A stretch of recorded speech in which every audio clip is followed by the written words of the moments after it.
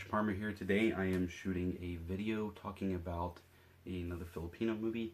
This one's from the 70s. It's directed by Lino Brocka, and I am reviewing a product from the two films by Lino Brocka set. This is released by BFI in the UK. I'm going to be talking about the 1975 film Manila in the Claws of Light.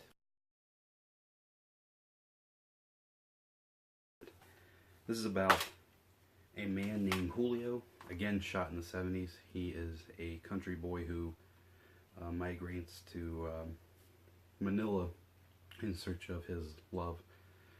And when he gets there, he sees that the ways of life from the country that he's used to versus the city life is much different. So he gets there in the hopes of searching for his long-lost love, and he stakes out the place that he heard that she was going to.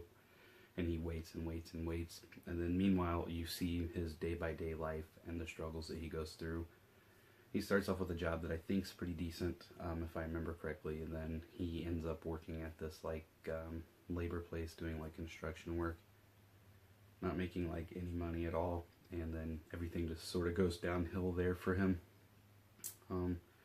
This is a highly depressing movie, but very well done.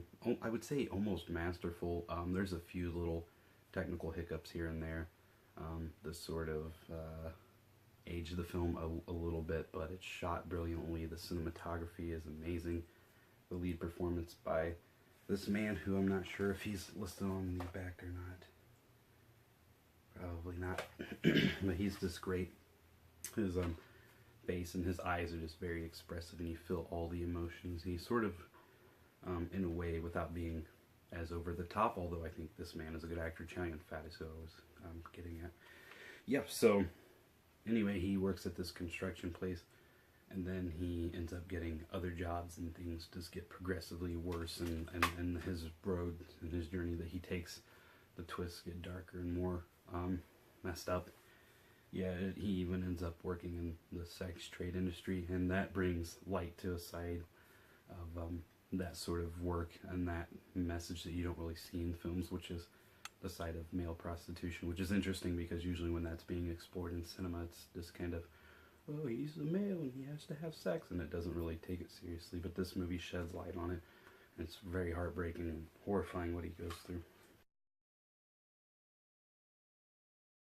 It's just this awesome character study, exploration of this man who's willing to go as far as he can to save somebody that he loves, but it becomes less about that and more about society and it collapsing in on itself, and you see the lowest of low in society there, and how he learns to try to cope with it and adjust to that lifestyle. And it's a really heartbreaking movie. There's not much hope throughout.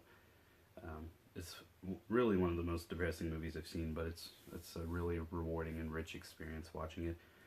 It highlights Filipino cinema again, which is a very unexplored, or at least for me, a very unexplored area of the world cinematically. And I'm hoping this set brings way to more films to come out of that region.